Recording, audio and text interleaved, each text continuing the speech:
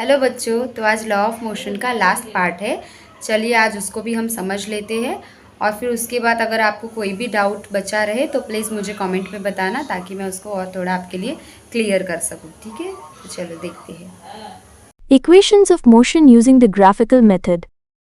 Newton ने study किया कि ऑब्जेक्ट्स कैसे मूव करते हैं और 3 इक्वेशंस ऑफ मोशन फॉर्मुलेट किया। ये इक्वेशंस एक ऑब्जेक्ट के डिस्प्लेसमेंट, वेलोसिटी, एक्सेलरेशन और टाइम के बीच का रिलेशनशिप डिस्क्राइब करती है जब ऑब्जेक्ट स्ट्रेट लाइन में मूव कर रहा हो। मान लो एक ऑब्जेक्ट स्ट्रेट लाइन में मूव कर रहा है जिसका इनिशियल वेलोसिटी u से रिप्रेजेंट किया गया है।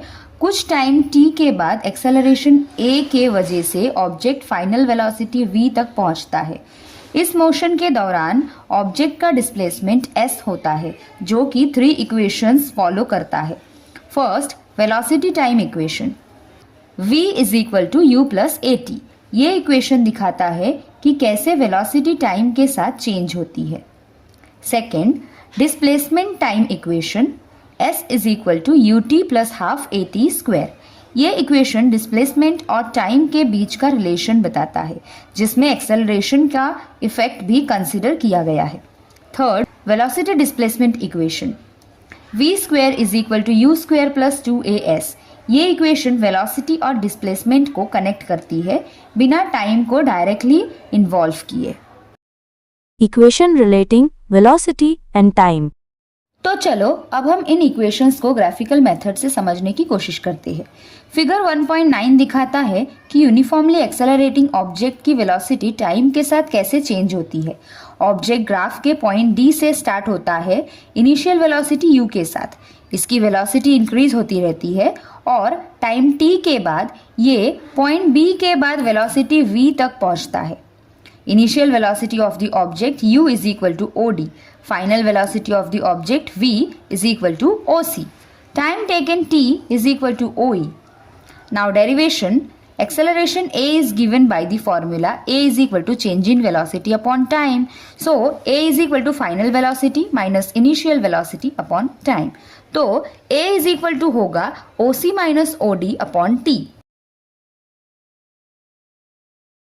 Since CD is equal to AT, we can write OC minus OD is equal to CD. अब एक लाइन पैरेलल y एक्सिस के ड्रॉ करो जो B से पास हो रही हो। ये लाइन x एक्सिस को पॉइंट E पर मीट करती है।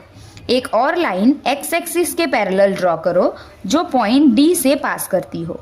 ये लाइन BE को A पर मीट कर रही है।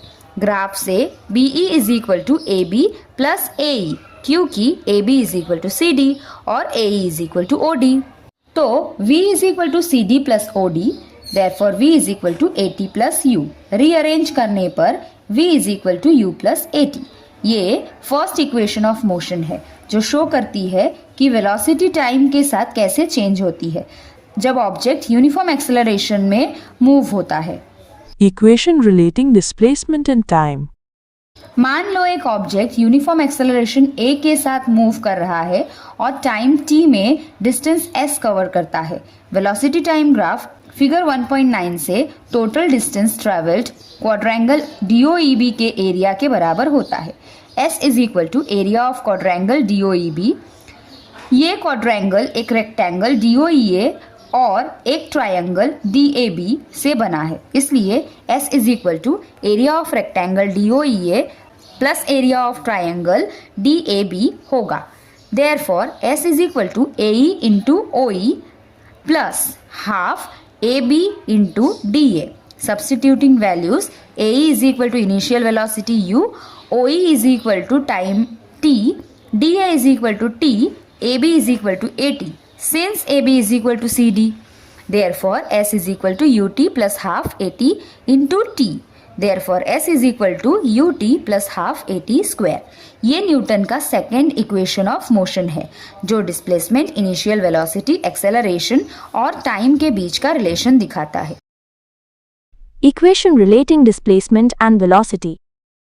वेलोसिटी टाइम ग्राफ फिगर 1.9 से हम ऑब्जेक्ट का डिस्टेंस s कैलकुलेट कर सकते हैं जो टाइम t में कवर होता है। इसके लिए क्वाड्रिलेटरल DOEB का एरिया यूज करेंगे क्योंकि DOEB एक ट्रेपेजियम है। सो इसका एरिया फॉर्मूला लगाएंगे, s is equal to half into sum of parallel sides into distance between them. क्योंकि OD is equal to U जो कि इनिशियल वेलोसिटी रिप्रेजेंट करता है, BE is equal to V जो कि फाइनल वेलोसिटी रिप्रेजेंट करता है, OE is equal to time t, therefore S is equal to half OD plus BE into OE, therefore S is equal to half into U plus V into T। इसको equation 2 mark करो। अब हम जानते हैं acceleration is equal to V minus U by T। T को rearrange करने पर T is equal to V minus U upon A, ये इक्वेशन 3 है। अब T का वैल्यू यानी इक्वेशन 3 को इक्वेशन 2 में पुट करेंगे, therefore S is equal to half U plus V into V minus U upon A। This implies S is equal to V plus U into V minus U upon 2 into A, therefore 2AS is equal to V plus U into V minus U. Since A plus B into A minus B is equal to A square minus B square, therefore 2AS is equal to V square minus U square. So V square is equal to U square plus 2AS. ये Newton का third equation of motion है जो final velocity और initial velocity, acceleration और displacement के बीच का relation दिखाता है। Uniform circular motion. क्लॉक के सेकेंड हैंड के टिप को देखो, क्या तुम बता सकते हो उसकी स्पीड और वेलोसिटी कैसे चेंज होती है? क्लॉक के सेकेंड हैंड की स्पीड कांस्टेंट रहती है, लेकिन उसकी डायरेक्शन कंटिन्यूअसली चेंज होती है। जब एक ऑब्जेक्ट कांस्टेंट सर्कुलर पाथ पे मूव करता है तो इस मोशन को यूनिफॉर्म सर्कुलर मोशन कहते हैं। एक स्क्वायर पाथ ड्रॉ करो, पेंसिल का टिप किसी भी एक स्क्वायर साइड के मिडल पे रखो और पूरा पाथ ट्रेस करो। काउंट करो कि कितनी बार डायरेक्शन चेंज करनी पड़ती है जब तुम स्क्वायर कंप्लीट करते हो। यही एक्सपेरिमेंट एक पेंटागन, हेक्सागन और ऑक्टागन के साथ रिपीट करो और हर शेप के लिए डायरेक्शन चेंज होने की काउंट करो। सोचो कि अगर साइज का नंबर्स बढ़ता रहे तो क्या होगा? जब साइज इन्फिनिटी हो जाती है तो शेप एक परफेक्ट सर्कल बन जाता है। एक्सपेरिमेंट का कंक्लूजन, जैसे जैसे साइज का नंबर बढ़ता है डायरेक्शन चेंज करने की फ्रिक्वेंसी भी बढ़ती जाती है। जब साइज इनफाइनाइट हो जाती है तो मोशन सर्कुलर हो जाता है और डायरेक्शन कंटिन्यूअसली चेंज होती है। Understanding uniform circular motion. जब एक ऑब्जेक्ट कांस्टेंट स्पीड से सर्कुलर मोशन करता है तब उसकी वेलोसिटी डायरेक्शन चेंज होने की वजह से चेंज होती है। इसका मतलब है कि ऑब्जेक्ट एक्सेलरेट कर रहा है चाहे स्पीड सेम रहे। Examples of uniform circular motion, एक पत्थर जो एक स्ट्रिंग से बंधा हो और सर्कल में घूम रहा हो, बाइसिकल के व्हील का एक पॉइंट जब वो आगे बढ़ रहा हो। अगर एक ऑब्जेक्ट सर्कुलर पाथ में मूव कर रहा है जिसका रेडियस r है और एक फुल राउंड कंप्लीट करने में t टाइम लेता है तो उसकी स्पीड v कैलकुलेट करने का फॉर्मूला होगा speed is equal to circumference upon time. Circle का सर्कमफेरेंस होता है 2 पाई r, इसलिए v is equal to 2 pi r upon t होगा। Let's try this. एक सर्कुलर डिस्क लो और एक कॉइन को उसके एज के किसी भी पॉइंट पर रख दो। डिस्क को स्पिन करो, एक पिन को उसके सेंटर में डालकर। रोटेशन की स्पीड को बढ़ाओ और देखो कॉइन के साथ क्या होता है। कॉइन एक पर्टिकुलर डायरेक्शन में डिस्क से बाहर निकल जाएगा। इसी एक्सपेरिमेंट को रिपीट करो, लेकिन कॉइन को डिस्क के डिफरेंट पॉइंट्स पर रखकर। ऑब्जर्व करो कि कॉइन किस डायरेक्शन में मूव करता है। जब वो डिस्क से निकलता है क्या हुआ? कॉइन उस टेंजेंट डायरेक्शन में निकलता है जहां उसका लास्ट कांटेक्ट डिस्क के साथ था। टेंजेंट एक स्ट्रेट लाइन होती है जो सर्कल को सिर्फ एक पॉइंट पर टच करती है और उस पॉइंट पर रेडियस की परपेंडिकुलर होती है। इसका मतलब है कि कॉइन जिस पोजीशन पर था उसी पोजीशन के टेंजेंट के अलोंग वो निकलता है। क्योंकि कॉइन एक सर्कुलर पाथ में मूव कर रहा था इसलिए उसकी डायरेक्शन हर पॉइंट पर चेंज हो रही थी। Some examples. एक बॉल जो एक स्ट्रिंग से बंधा हो और स्पिन हो रहा हो, अगर स्ट्रिंग को रिलीज किया जाए तो बॉल टेंजेंट डायरेक्शन में निकलता है। न्यूटन के लॉज ऑफ मोशन. ये चीजें क्यों होती है? 1. एक स्टिल ऑब्जेक्ट मूव नहीं करता जब तक उस पर कोई फोर्स अप्लाई ना किया जाए। 2. एक फोर्स जो एक बुक उठाने के लिए काफ़ी है ज़रूरी नहीं कि वो एक टेबल उठाने के लिए भी काफ़ी हो। थर्ड, जब एक ट्री के ब्रांचेस को हिलाया जाता है तो फ्रूट्स गिर जाते हैं। फोर्थ, एक फैन तब भी कुछ देर तक घूमता रहता है जब उसे स्विच ऑफ कर दिया जाए। एक्सप्लेनेशन, ऑब्जेक्ट स्टिल रहता है जब तक उसे कोई फोर्स मूव ना करे। ये इनर्शिया की वजह से होता है। एक बुक उठाना वर्सेस एक टेबल उठाना। टेबल का मास ज़्यादा है, इसका मतलब उसको उठाने के लिए फोर्स भी ज़्यादा चाहिए। जब पेड़ हिलाया जाता है तब फ्रूट्स गिर जाते हैं क्योंकि ब्रांच मूव करती है लेकिन फ्रूट्स रेजिस्ट करती है। फैन स्विच ऑफ करने के बाद भी रोटेट करती है। ये इनर्शिया के वजह से घूमता रहता है जब तक फ्रिक्शन उसे धीरे ना कर दे। न्यूटन का फर्स्ट लॉ ऑफ मोशन। एक ग्लास लो और उसके ऊपर एक कार्डबोर्ड का टुकड़ा रखो। फिर एक 5 रुपी कॉइन को उस कार्डबोर्ड के ऊपर रखो। अब तेजी से अपने फिंगर से कार्डबोर्ड को स्ट्राइक करो और देखो क्या होता है। क्या तुमने कभी टग ऑफ वॉर खेला है? अगर दोनों टीम्स रोप को इक्वल फोर्स से खींचती है तो रोप वहीं पर रहता है क्योंकि फोर्सेस बैलेंस्ड होती है। लेकिन अगर एक टीम दूसरी टीम से ज़्यादा फोर्स लगाती है तो रोप स्ट्रॉन्ग टीम की तरफ मूव करता है। ये इसलिए होता है क्योंकि फोर्सेस अनबैलेंस्ड होते हैं, मतलब एक डायरेक्शन में नेट फोर्स एक्ट करता है। न्यूटन का फर्स्ट लॉ समझें। एक ऑब्जेक्ट रेस्ट पे रहता है या एक स्ट्रेट लाइन में कांस्टेंट स्पीड से मूव करता है जब तक उस पर कोई अनबैलेंस्ड फोर्स एक्ट ना करे। इसका मतलब अगर एक ऑब्जेक्ट मूव नहीं कर रहा तो वो तब तक स्टिल रहेगा जब तक उस पर कोई फोर्स पुश या पुल ना करे। अगर एक ऑब्जेक्ट ऑलरेडी मूव कर रहा है तो वो सेम डायरेक्शन में मूव करता रहेगा जब तक कोई फोर्स उसको स्लो ना करे, फास्ट ना करे या उसकी डायरेक्शन चेंज ना करे। अगर कोई ऑब्जेक्ट रेस्ट पे है या स्टेडी मूव कर रहा है तब भी उस पर फोर्सेस एक्ट कर सकती है, लेकिन अगर ये फोर्सेस बैलेंस्ड है तो ये एक दूसरे को कैंसिल कर देते हैं और ऑब्जेक्ट की मोशन चेंज नहीं होती। Newton second law of motion. चलो ये ट्राई करें। अपने दोस्त से कहो कि एक प्लास्टिक बॉल और एक रबर बॉल को सेम हाइट से गिराए। दोनों बॉल्स को पकड़ो। कौन सी बॉल पकड़ना ज़्यादा आसान था? अपने दोस्त से बोलो कि एक बॉल को स्लो स्पीड से तुम्हारी ओर फेंके। उसे पकड़ने की कोशिश करो। अब अपने दोस्त से बोलो कि वही बॉल को फास्ट स्पीड से फेंके। फिर से उसे पकड़ने की कोशिश करो। कौन सी बॉल पकड़ना ज़्यादा आसान था? Understanding force and momentum. जब एक ऑब्जेक्ट दूसरे ऑब्जेक्ट से टकराता है तो इम्पैक्ट उसके मास और वेलोसिटी दोनों पर डिपेंड करता है। मतलब जो ऑब्जेक्ट ज़्यादा भारी या ज़्यादा तेज होते हैं वो ज़्यादा फोर्स के साथ टकराते हैं। न्यूटन ने इस प्रॉपर्टी को मोमेंटम का नाम दिया। मोमेंटम क्या है? मोमेंटम किसी ऑब्जेक्ट के मास और वेलोसिटी का प्रोडक्ट होता है।